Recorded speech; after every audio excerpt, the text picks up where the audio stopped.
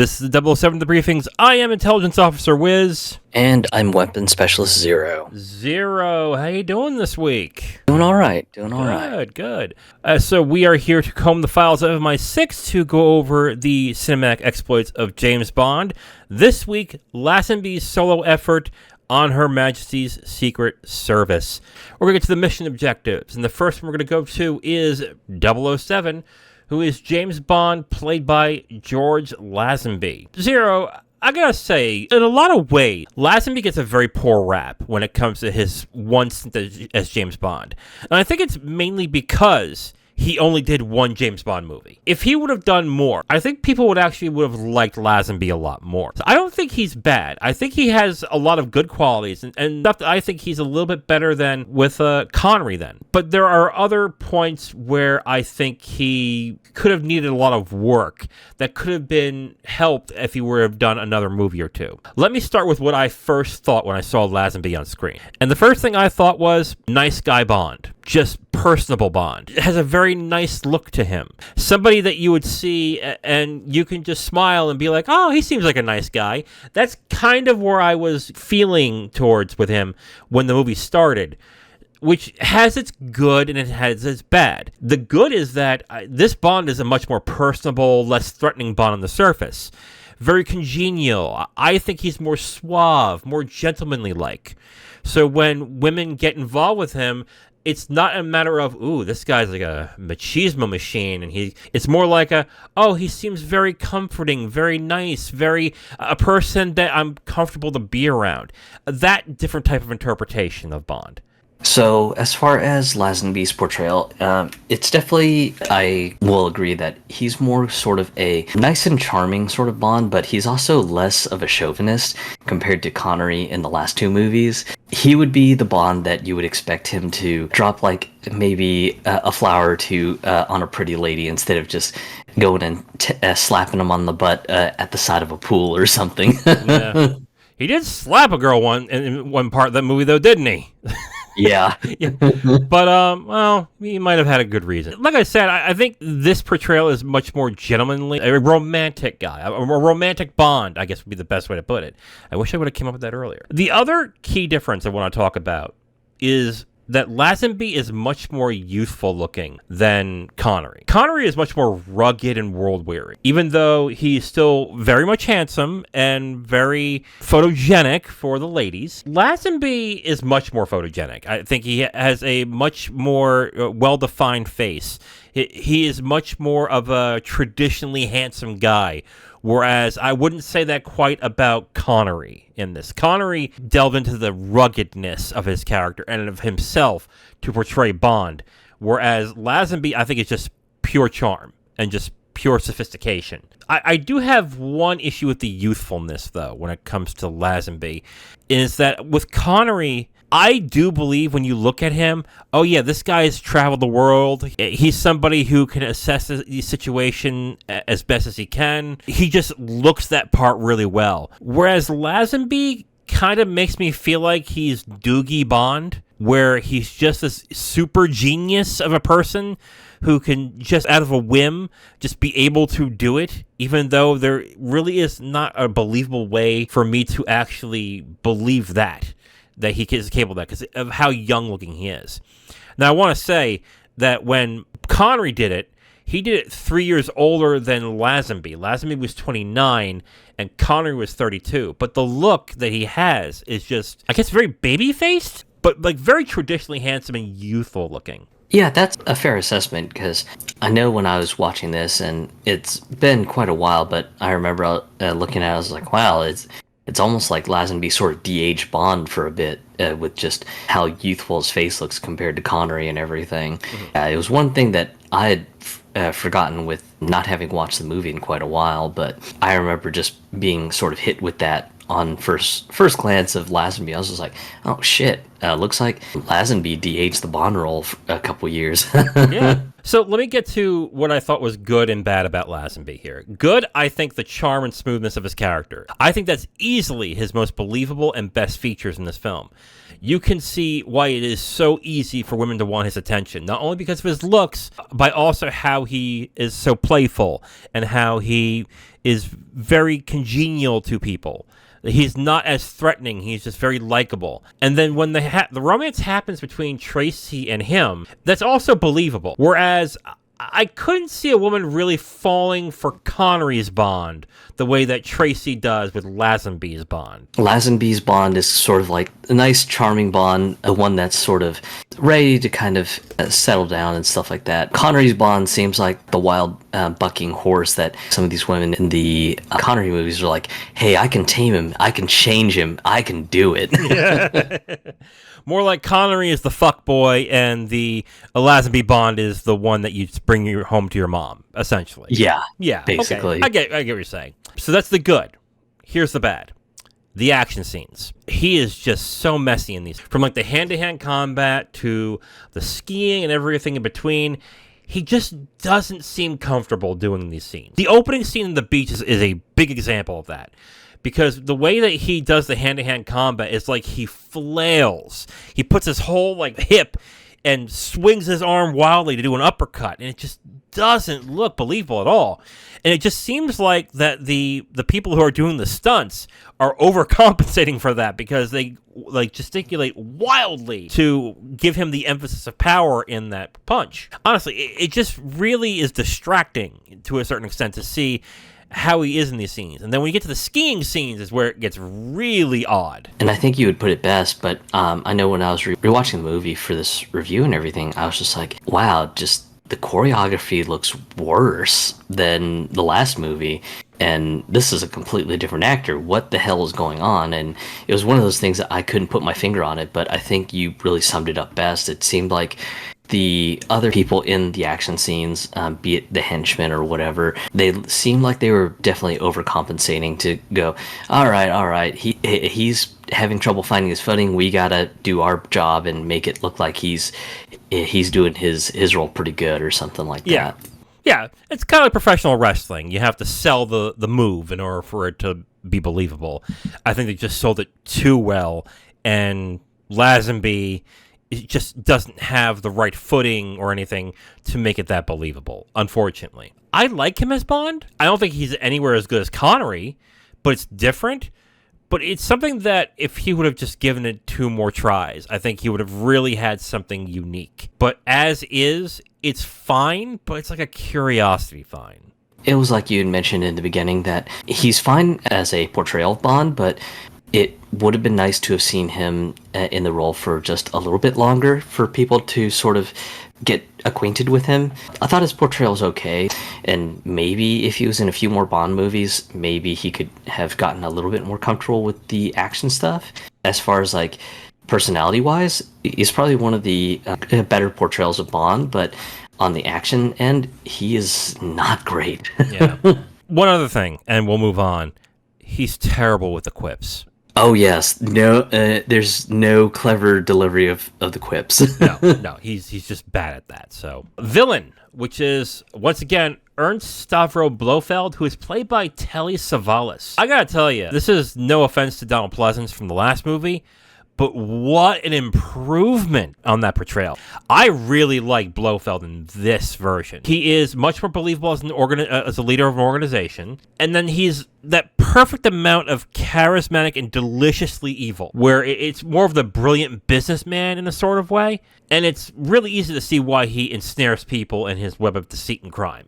And on top of that, he's physically imposing too, so you can believe that he will get down and dirty if he has to, but he's also smart enough that you really need to outsmart him. This is a villain I can kind of get behind. He's less sort of cartoonish, kind of like the portrayal of Blofeld in the last movie, and he doesn't have like a cartoonish way of speaking either, so yes. He seems like he's very eloquent on how he talks, and for that it was a huge improvement because I definitely think that The previous depiction of Blofeld was where Austin Powers got the idea of, hey, this is how we have to make Dr. Evil. And I'm just I was just like, oh god, Dr. Evil's ruined this role. I know. Again, like, Savalas does a great job with Blofeld in this one. Like, this is the one, I know Pleasance is probably the one that gets the most people talking about, like, oh, that's Blofeld. Savalas is really good in this. I really like what he did with Blofeld in this movie, and I think it really works not only for this movie, but if they're smart, I don't know how many other times Blofeld is in these movies, but this should be the template where they should go for at this point. I know he's Inspector, and I will get to that when that comes. I think this portrayal of Blofeld is great. So let's move on to the Bond girl, which is Countess Tracy DiVincenzo, played by Diana Rigg. I like Tracy in this movie. I especially like Diana Rigg. I like how there are some complexities and enough character to really get to know the girl. But the problem is there's no time with her. There's a good amount of time, but the time that you would want to get to know her a lot more is truncated. At first, she comes off as like very combative, fierce, and someone that you should not mess with. And then she's putty in like 15 minutes. Like, what the hell happened? I quite liked the character of Tracy. She seemed like a Bond girl with a little bit of a backbone, but when the romance plot gets kind of thrown in, when her father's just like, hey, if you want the info that I have, you gotta marry my daughter, and it's just like one of those sort of movie cliches where just the girl just is like, nope, not interested, fuck that, and then all of a sudden it's just like, all right, we're madly and wildly in love with each other. It was just like, wow, just not much development on the romance there. It's just kind of, all right, so start off combative and bam, just dating and love interest, go. Bond's penis is so magical. The thought of it inserting her has made her fall in love with him. How incredible is this? My God, I wish I had that. Yeah, I could put it in if you want to. Oh, I love you so much, Wiz. Oh, like, oh God, I wish I had that. But anyway, and I think one huge problem with this character, she's not in the movie for an entire act of the film. Like, when they go into the Alps, into that retreat, there's an hour of the film where she is not in the movie. Literally an hour. I actually made sure to watch the movie again to just get the time of when Bond is in that retreat into when he leaves and Tracy is introduced again. It's about an hour. It's so much time where you do not see this character.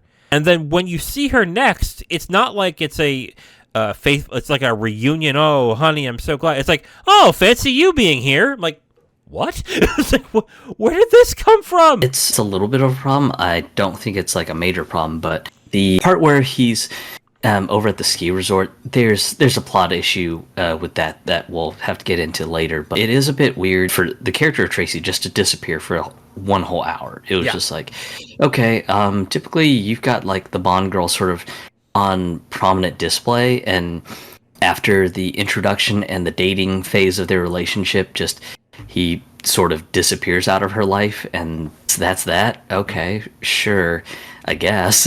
Yeah.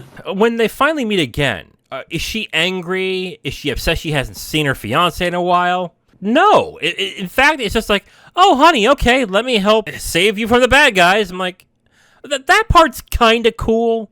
But then you don't think, like, for someone who's madly in love with somebody who hasn't seen them for a period of time, that you would then go, where the fuck have you been? Like, where have you been? Like, I've missed you. What's going on? Like, oh, I have no time now, darling. Spectre's after me.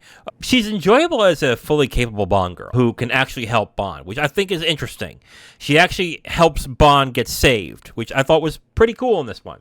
But let's get to the big difference between most of the other Bond girls and this girl. Zero, what is it? What is the big difference between her and everyone else? Bond marries her. Oh, right. Bond marries her. It's like, whoa, hold on. I don't think Bond marries Léa Seydoux' character, Inspector, correct? They're just in a long-term relationship? Bond was supposed to settle down, but there was like a trust issue that came up between Bond and the psychiatrist for the Daniel Craig stuff. That's why they never got married, because all the psychological stuff just really messed up Bond, that she was just like, nope. If you can't settle your mental shit, marriage is a definite no. Yeah. And let me say this, okay? It would be pretty cool to have a Bond that does get married and finds that one woman who says, I'm going to stop my philandering ways, and instead of laying a bunch of women all across the world, I'm just going to stick with you. And that could be interesting.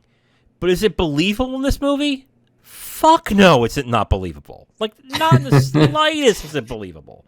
I just wouldn't believe that Bond, after he goes through all this, would actually marry her and go through with it. I just don't see that in this. It's not bad. Like Rigg and Lazenby play off of each other very well, but just the marrying part's just not believable in the slightest for me. I think the marrying part is sort of more tied to the plot because Draco's condition is basically just, hey, you need to date and marry my daughter, and I'll give you the info and 1 million British pounds sterling as sort of a dowry for her and everything. That's why you've got like the crazy extravagant wedding and that sort of stuff. And for me, it just felt like it was sort of tacked on. I was just like, okay, I get that, Bond's trying to be an honorable gentleman and just hold up his side of the bargain, but with the whole romance being sort of a whirlwind and then Bond disappearing for a little bit of time to, just scope out this one facility and then to suddenly bump into his fiancée, soon-to-be wife, and then basically going, hey, dear God, you got to help me get the hell out of here. With no fight, no anger, no, where the hell have you been? And it's just kind of a, okay, let me get you out of here. And it just seems sort of tacked on. But like I said, I kind of get it on where the marriage is coming from. But yeah, it still doesn't help that it just sort of feels tacked in, and their relationship really didn't have that much of a struggle. Now, I like Rigg in this role. I actually like her as Tracy in this. She's believable as the person who would try and kill Bond, but she's also strangely believable as the woman who utterly falls for him as well. Like, I believe both sides of the character. I just could not believe that Bond himself would actually stick the landing on this one. Like, I think the only thing that I find bad about Rigg's performance is that she's just not in the movie enough. It's a total shame because I think she's probably one of the more lovely Bond girls thus far. Yeah, I agree with you. I think she's very good. I think she's up there with me with Tanya and Pussy Galore. I think she's really good. All right, Zero, spy action. So we've already alluded to a lot of this in the 007 section, so we're just going to go by stuff really quick. When it comes to Bond, when it comes to Lazenby, he's just awkward. He just doesn't look right in this. The skiing sections as well, they're fine editing-wise, and they go through the whole projection green screen thing again, which, okay, and they edit it fine, but he just does not look comfortable. He does not look right in this. Like, on the one hand, I think the action's fine. You really have to put in your head that Lazenby just doesn't feel right in the action part. With the mention of the green screen shenanigans, there are some moments where the green screen shenanigans commit the sin of just not really sizing the objects respectively again, and it looks bad. Yeah. Because I think that there was one scene where, like, Blofeld's trying to chase after Bond, and one of the henchmen is supposedly right behind Blofeld, but the henchman is blown up to, like, almost 7 foot tall. Yeah. I was just like, oh, God damn it. Fucking green screen shenanigans strike again. Even the last scene with the luge scene, there were stuntmen involved in that. That also looked kind of awkward in certain circumstances, but I'm not going to say the action is bad, but it definitely did feel like Lazenby was not comfortable. We're getting to the spy shenanigans sort of thing. There's one part that just kind of made me just sort of scratch my head because Bond as a character has usually been known to be kind of a stickler on the details. The ski resort that Blofeld runs, there was one issue that I took with that, and that was when he's supposed to be playing a London College of Arms genealogist, and the genealogist, I think, during the details gathering phase, kind of alluded to himself being a gay man, and then just Bond gets to the resort, he's just kind of like implying, sure, I might be gay, but maybe I can be turned around. I'm just like, God damn it, that's not how Bond operates. Stay in character, Bond. Get that man. The whole gay part is sort of further alluded to when he gets captured by Blofeld, and Blofeld's just like where he screwed up is the fact that Sir Hilary Bray isn't interested in women, and it was like that seems like an amateur grade mistake instead of a mistake that Bond would go, oh shit, really? Whoops. Okay, so we're in the spy sections. I think the spy sections are pretty good. But the main sequence is the Alps sequence in the retreat with all the young girls that are there fawning over Bond and everything. That was an hour long. It was way too long. Why was it that long? They could have cut that back to like another 20 minutes and this could have been an easy 2-hour film. But they spent way too much time. Like, way too much time. Like, did you really need the conversation between him and Blofeld when he was undercover? That whole sequence just seemed like it was just sort of trying way too hard to do some world building when there could have been some more condensed but impactful ways to do world building. It's just like you said, it just felt like it just went on for forever and ever and ever. And I mean, sure, if someone's kind of more interested on sort of like the literary end of the Bond stories, then yeah, it might have been fine. But even for me, who read a lot of the James Bond books as a kid, even for me, it felt like it went on for too long. With that, I have one question, okay? In regards to Blofeld figuring out who James Bond was, wouldn't you think that since Blofeld has encountered him several times now, including once face-to-face, you wouldn't think that he would probably recognize him, right? I mean, the disguise wasn't that good. He just wore a coat and had a pipe.